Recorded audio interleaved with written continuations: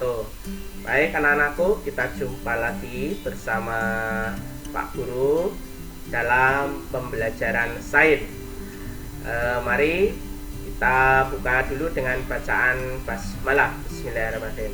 Selanjutnya, pada pertemuan kali ini kita akan membahas tentang adaptasi pada tumbuhan. Silakan disiapkan bukunya, buka buku tema 2 ya, perhatikan materinya. Untuk itu perhatikan penjelasan Pak Guru berikut ini. Terima kasih. Ya, adaptasi pada tumbuhan, yaitu kelas 6 tema 2 pertemuan pertama. Baik, kita lihat sebelum kita belajar tentang adaptasi, kita akan melihat peta konsep apa yang harus kita pelajari pada hari ini. Yang pertama adalah penyesuaian diri tumbuhan terhadap lingkungannya. Nah, ini ada tujuannya apa? Yaitu untuk kelangsungan hidupnya, untuk melindungi diri dari musuhnya. Contoh untuk kelangsungan hidupnya ini ada batang teratai berongga, daun kaktus berupa duri, pohon jati menggugurkan daunnya saat musim kemarau. Kemudian untuk melindungi diri dari musuhnya, untuk melindungi diri dari musuhnya, ini seperti batang mawar ya. Batang mawar itu berduri, buah nangka bergetah atau bambu menyerabut ini untuk melindungi diri dari musuhnya. Misalkan batang mawar berduri itu karena ada durinya, jadi ketika ada predator atau pemangsa herbivora tidak bisa karena ada durinya itu. Kalau tadi untuk langsung hidupnya batang teratai berongga, itu fungsinya rongga-rongga itu untuk menyalurkan udara ke batang itu sebagai pernapasan. Selanjutnya adalah ciri khusus tumbuhan berdasarkan tempat hidupnya. Sebelumnya tadi kita kenal dengan nama adaptasi ya. Adaptasi itu penyesuaian diri terhadap lingkungannya. Biasanya salah satunya adalah memiliki ciri khusus. Di sini kita akan bahas tentang ciri khusus pada tumbuhan ya. Satu, tumbuhan yang hidup di air atau kita kenal dengan nama hidrofit ya. Tumbuhan yang hidup di air atau kita kenal dengan nama hidrofit. Nah, salah satunya tumbuhan air ini adalah ada eceng gondok, ada teratai, kayak gitu ya. Nah, teratai, eceng gondok, kangkung ya, atau jenis tumbuhan yang lain yang hidup di air, ini biasanya menyesuaikan diri dengan lingkungan dengan cara berbeda-beda. Di antaranya yang pertama adalah teratai. Ini teratai ini ya. Teratai ini menyalurkan udara ke akar dan batang karena batangnya berongga. Daun teratai ini lebar tipis, ini untuk memudahkan penguapan karena dia hidup di air. Dia otomatis kan banyak airnya, maka kalau tidak banyak penguapan maka daun teratai ini akan busuk dan mati ya gitu. Kangkung juga ini, kalau kangkung beda lagi. Kangkung itu batangnya yang berongga, tapi daunnya banyak kayak kecil-kecil, yang beda dengan teratai. Tapi ini yang utamanya itu batangnya yang berongga ya. Teratai juga itu. Oke, lanjut. Kemudian yang selanjutnya adalah eceng gondok. Eceng gondok ini akarnya itu di bawah ini, sangat lebat serabut ya. Ini untuk membuat tumbuhan ini seimbang ya, menjaga keseimbangan agar eceng gondok itu tetap mengapung, tidak tenggelam atau tidak terbalik kayak gitu. Ini sehingga karena berat tumbuhannya itu berada tertumpu pada di akar, maka dia akan mengapung. Selain itu, ini batang yang di dalamnya itu berongga. Ya, batang yang di dalamnya itu berongga ini yang ini. Ini kalau dipotong ini ada rongga-rongga udara ya gitu ya. Fungsinya apa? Sama, itu tempat udara ya untuk proses pernapasan itu. Kangkung juga sama, batangnya berongga itu ya. Tadi ada kangkung di depan ya. Nah, selanjutnya selain itu batang berongga ini mudah mengapung, terusan sebagai penyimpan cadangan oksigen, dan juga akarnya itu di bawah air nih yang lebat ini supaya eceng gondok ini tidak terbalik gitu, tidak tenggelam. Selanjutnya adalah tumbuhan yang hidup di daerah kering ya. Bentuknya itu berbeda-beda penyesuaiannya ya, dimana ada yang kering, sangat kering sekali ya, seperti di daerah padang pasir. Nah, ini biasanya harus menghemat air ya. Nah, bagaimana caranya? Oke, kita lihat tumbuhan yang hidup di ini yang di daerah lembab ya. Ini ke daerah lembab, bentar. Ini yang daerah.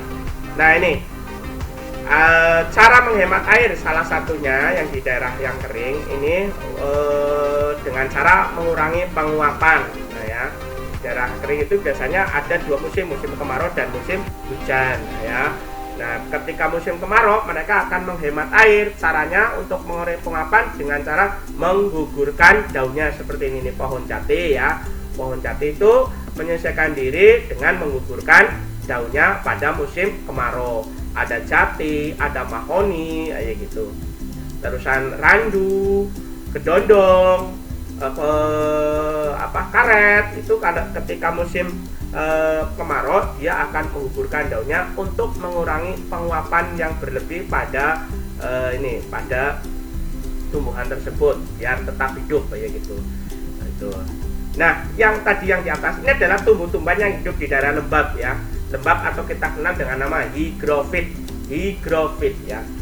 Kalau tadi yang jati itu xerophyt ya, tapi ini kering agak tidak seperti di padang pasir gitu. Nah, tumbuhan yang hidup di hygrofit di daerah yang berlembab itu ada sentai atau kita kenal dengan nama talas-talasan ini ya. Tuh. Nah, ini slubut. Nah, ini sentai atau kajar ya gitu. Ini talas-talasan gitu ya. Ini slubut gitu. Ini sama batangnya pun berongga itu. Terus ini sebenarnya batang aslinya itu di dalam tanah. Nah, ini hanya pelepah daunnya ini ya. Seperti itu. Ini daerah lembab. Terus ketika masih muda, ini akan menggulung. Kalau ini menutup. Kalau ini menggulung daunnya masih muda. Ini juga sama kayak gitu. Terus kebanyakan daunnya ini dilapisi lilin. Fungsinya apa? Mengurangi penguapan yang berlebih. Kayak gitu. Nah, oke. Nah, sementara itu, ini yang di daerah kering, ini kembali ke yang daerah kering atau kita dengan nama xerophyt, yaitu kaktus. Contoh yang kedua adalah kaktus ya. Itu menyesuaikan diri dengan lingkungannya melalui dua cara. Yang pertama, daunnya itu seperti duri, fungsinya sama, mengurangi penguapan gitu. Kedua, batangnya berdaging dan berkulit tebal. Ini ternyata fungsinya ini untuk menyimpan air, makanya ketika musim penghujan ini batangnya itu kan mengembung besar gitu. Nah, fungsinya untuk apa? Ini menyimpan cadangan air gitu ya. Dengan demikian kaktus dapat mengurangi penguapan yang dan tidak kekeringan pada musim kemarau gitu. Akarnya sangat panjang sekali menembus ke dalam tanah. Untuk apa? Untuk menyerap air sebanyak-banyaknya gitu. Nah, ini kaktus ini gitu ya. Kemudian setelah air diserap kemudian disimpan di batangnya ini. Ini kaktus, ini macam-macam kaktus gitu, ada yang banyak. Nah, ini aslinya ini daun. Nah, daun-daun ini nanti kalau sudah lama-lama berubah seperti duri kayak gini. Oke. Baik. Nah, ini yang kedua tadi untuk bertahan hidup ya, penyelesaian diri yang tujuannya itu untuk bertahan hidup. Yang selanjutnya adalah cara tumbuhan menyelesaikan diri dengan lingkungannya, yaitu untuk melindungi diri dari musuhnya. Contohnya pada bambu. Nah, bambu ini melindungi diri dari musuh itu ada bulu-bulu atau rambut-rambut halus yang bisa menyebabkan gatal. Rambut-rambut ini. Apalagi kalau masih muda ini banyak sekali. Ya, kalau sudah tua tidak terlalu. Tapi kalau masih muda itu pasti, bahkan ketika masih jadi rebung atau tunas, ini semuanya hampir ditutupi oleh bulu. Ini bulunya yang hitam-hitam. Ini gatal sekali kalau kena kulit ya gitu. Ini fungsinya ada melindungi dari para pemangsa. Oke, selanjutnya adalah bunga mawar. Salak, putri malu. Nah, ini kebanyakan memiliki duri. Kemudian kalau putri malu itu kalau disentuh itu mengatupkan daunnya. Nanti bentuknya itu akan seperti, kalau sudah mengatup itu seperti ranting-ranting kecil ya gitu ya, ranting-ranting yang kering gitu. Sehingga ketika hewan herbivora mendekat, yang tadinya hijau nggak kelihatan itu karena daunnya sudah berubah jadi mengatuk dan seperti ranting yang kering kayak gitu. Selain itu juga memiliki duri ini di batang-batangnya. Fungsinya apa? Nah, ini sebagai pertahanan diri dari musuhnya. Batang mawar, salak, putri malu ini berduri semuanya. Apalagi kalau kita menginjak, apalagi megang juga sakit ya kalau terkena itu. Sangat pegel itu ya. Ini fungsinya melindungi diri dari musuhnya. Buah durian ada durinya juga, terutama pada kulitnya ya. Ini sebagai pertahanan diri agar tidak dimakan hewan pemakan buah tersebut ya gitu. Nah, ini kan, ini buah durian, ini juga mawar ya. Ini ada durinya, ini salak. Nah, itu ada durinya. Ini putri malu.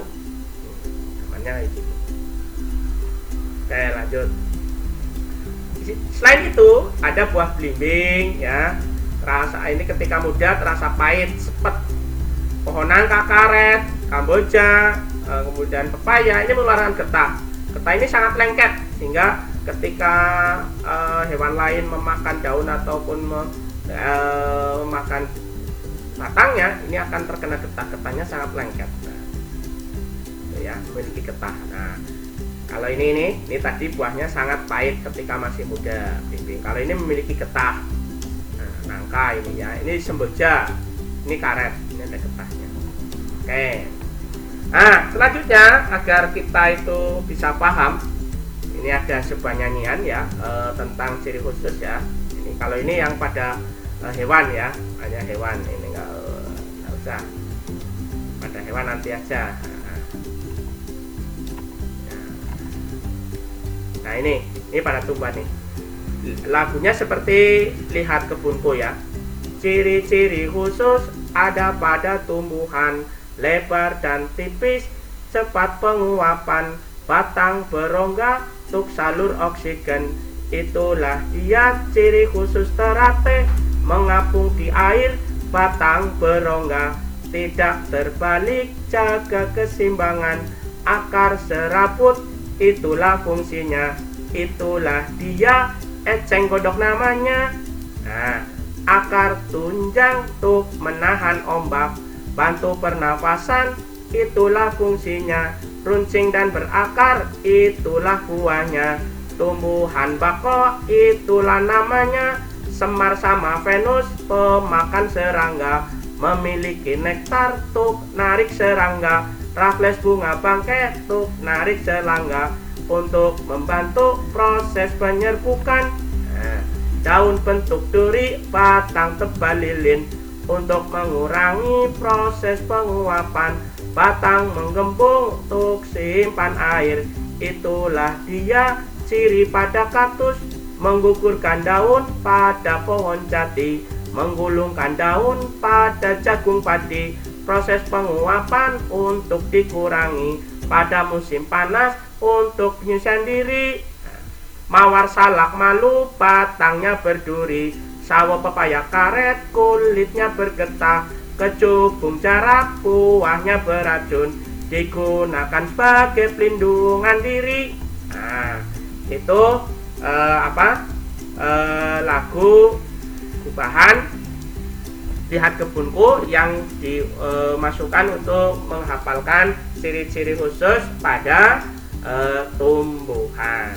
Ya, itulah tadi penjelasan dari Pak Guru ya. Mudah-mudahan kalian bisa paham, bisa memahami benar-benar sehingga ketika ada ujian atau soal ulangan kalian bisa mengerjakan. Oke, terima kasih. Mari kita akhiri dulu ya perjumpaan pada hari ini. Kita jumpa lagi minggu depan dari Pak Guru Sukjan. Assalamualaikum warahmatullahi wabarakatuh. Terima kasih.